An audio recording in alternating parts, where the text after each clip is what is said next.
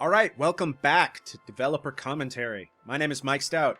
And I am Tony Garcia. And we're starting here pointing away from the arenas because we've already done, like 300 arena episodes? Yeah, so, far too many. Yeah, so we're going to move on. But before we did, I had something I wanted to mention about the galactic map, Tony. Let's hear about this galactic map, Mike. All I'm right. excited. This is just a little thing. But since we've gotten a big response out of little things, I might as well talk about this.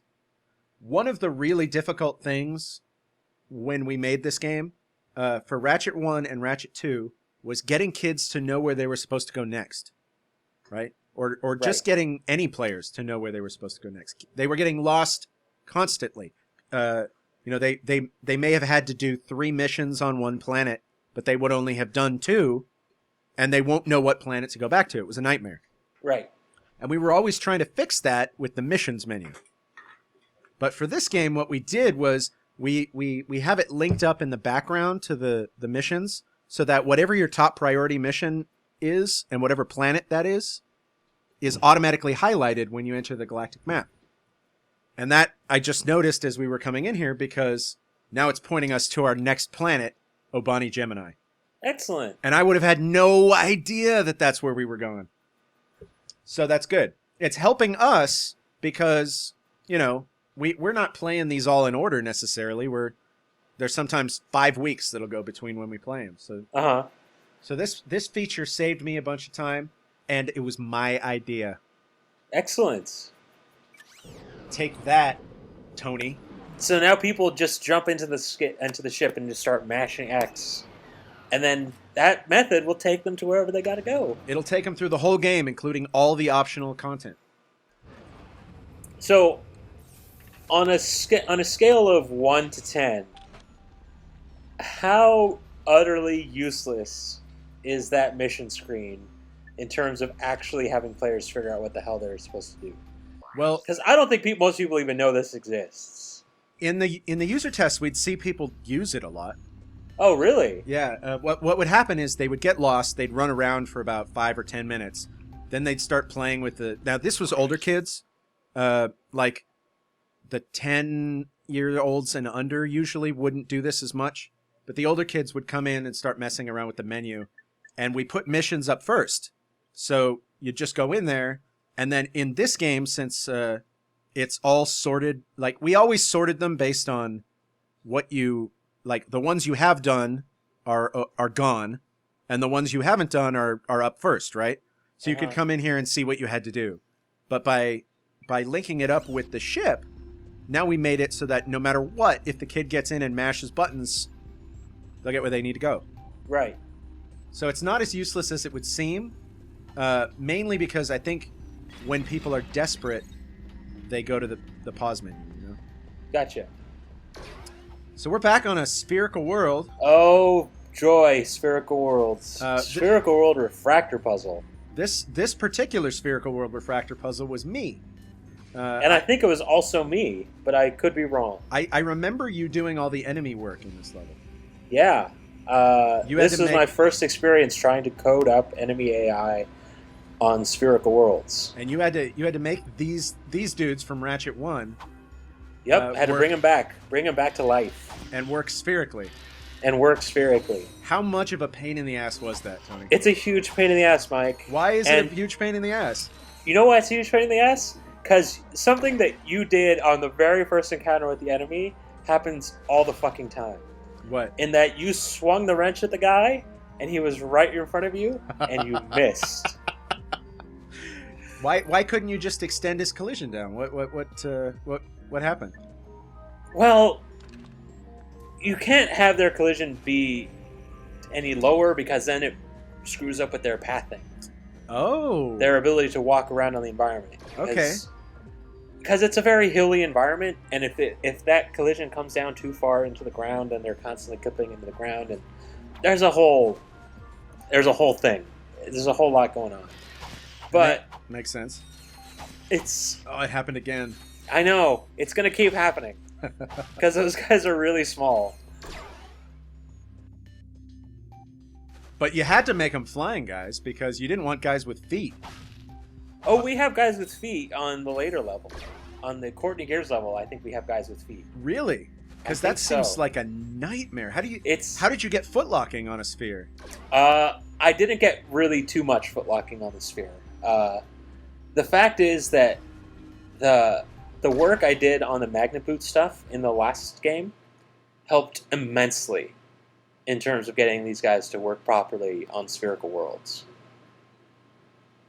Oh, right, like the guys running down the side of the building and all that. Yeah, exactly. The fact that I had already sort of tackled that problem before on the Magnet Boots made the spherical worlds a little bit better because I did have a way to. I had already figured out the problem of getting them to align to the surface smoothly and make sure there weren't any insane pops, and made sure it worked pretty well. Because I think a lot of the stuff that we had just sort of, and this is one of the big challenges that came with spherical worlds in general, is that we had for a long time hard coded what the up vector for gravity was.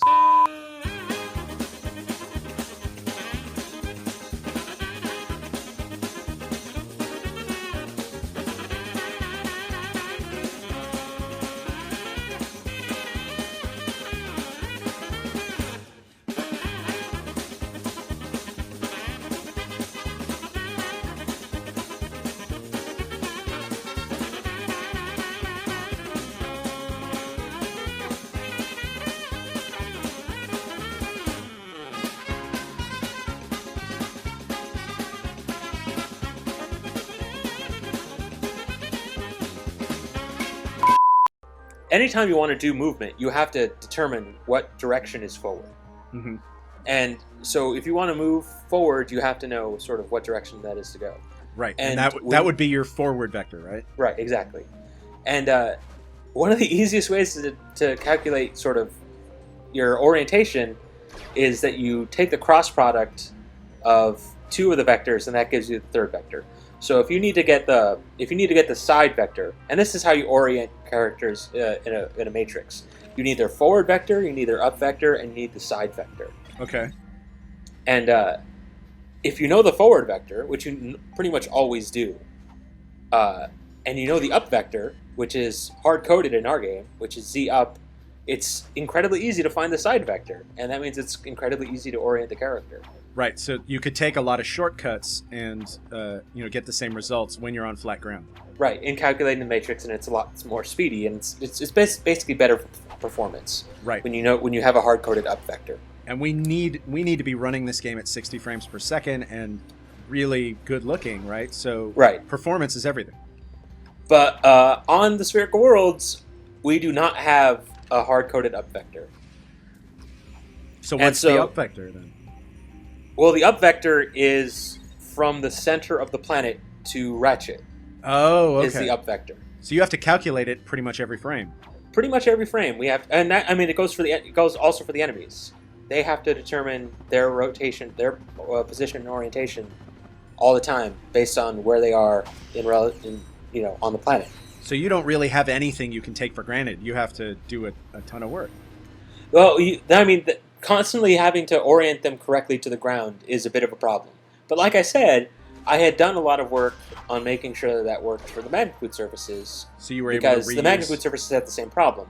That the only way to determine that up vector was basically finding the normal of the ground and, casting up. Uh-huh. But this is actually way cheaper than finding the normal of the ground.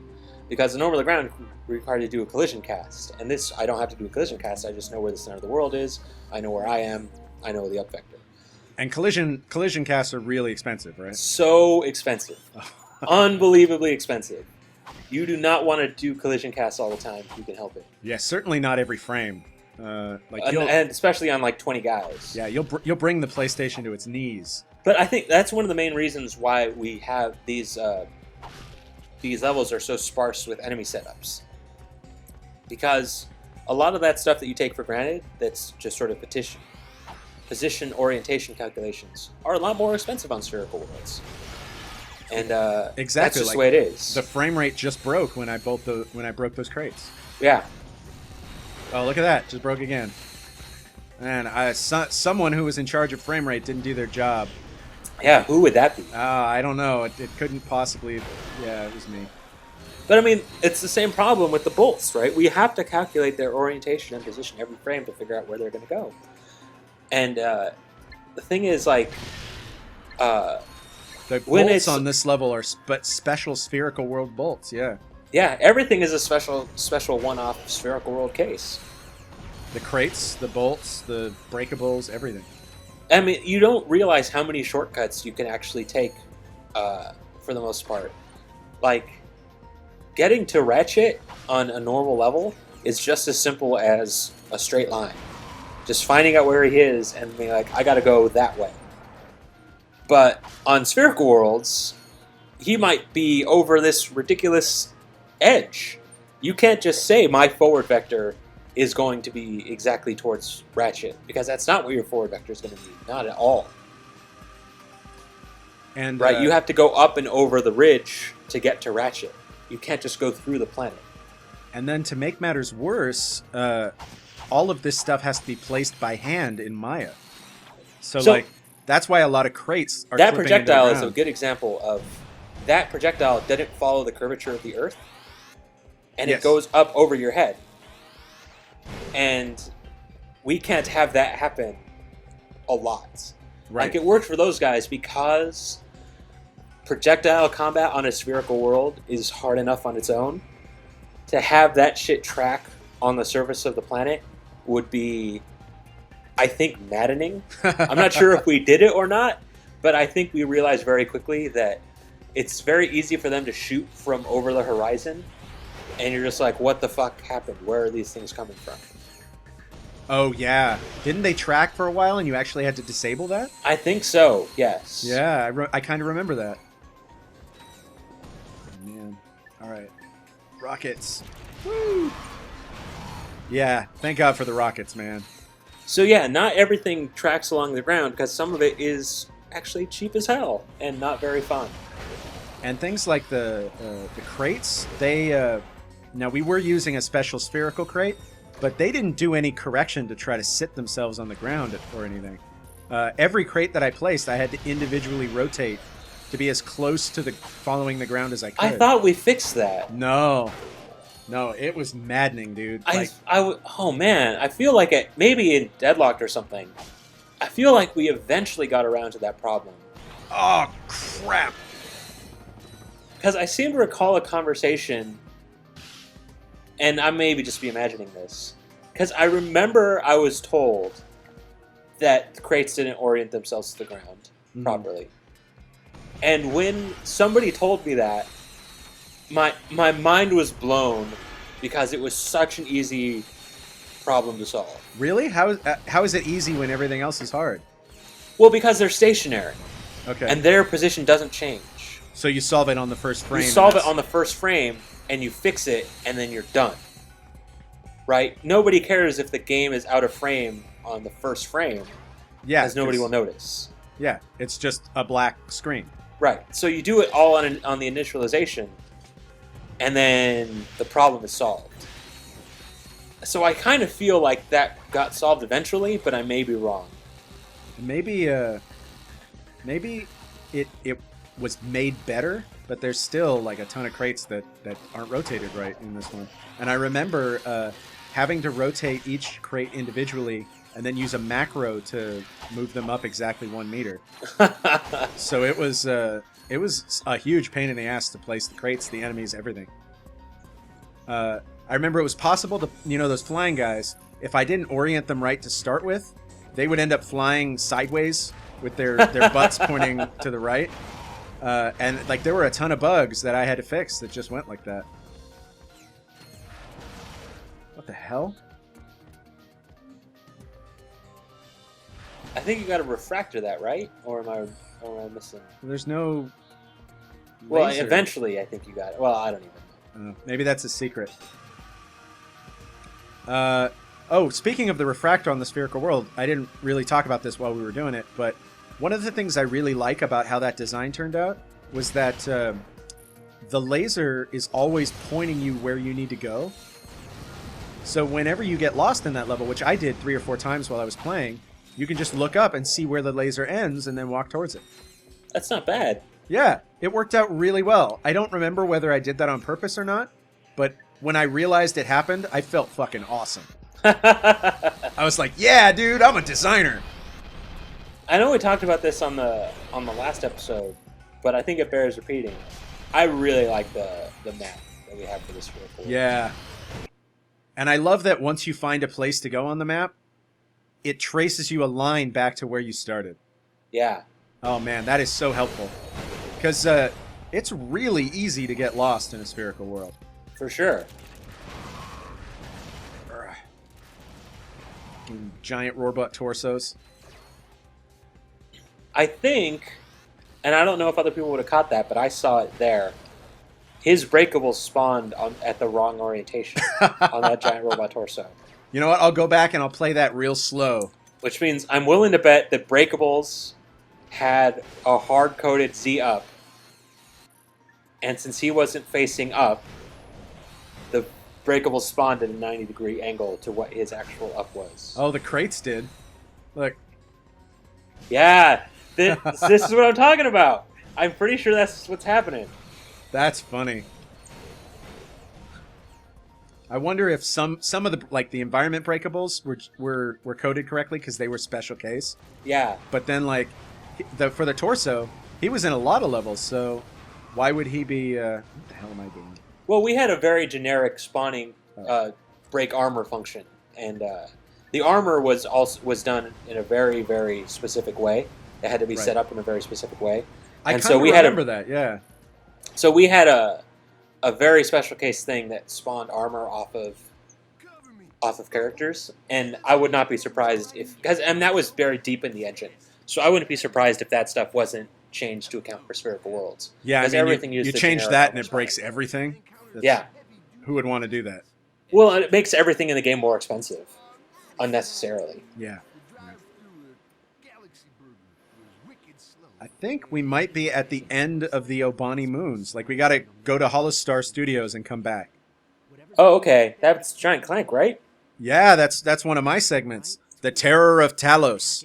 But there's also a Ratchet segment on it. Like, you switch back and forth, I think.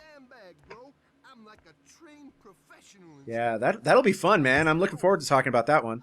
I made more people mad with that design than I think anybody I've ever made mad in my entire life. Really? Yeah, and I remember there was an awkward meeting where I ended up screaming at the artist. Yeah, like there's gonna be good stories for that episode. What? How was it so divisive? This meeting was so legendary that Brian Algeier used it in a GDC speech as an example. Of what not to do? Yeah, of how shit can go wrong really fast. Yeah, yeah, I'm looking forward to telling that story, but it's going to make me look like kind of an asshole, and I'm okay with that, but, you know, we'll see. So, for Ratchet and Clank Developer Commentary, I'm Mike Stout. And I'm Tony Garcia. And we'll catch you next time when we finally get to tell all those stories we just teased. Yeah. All right. That's good. We did that in under half an hour.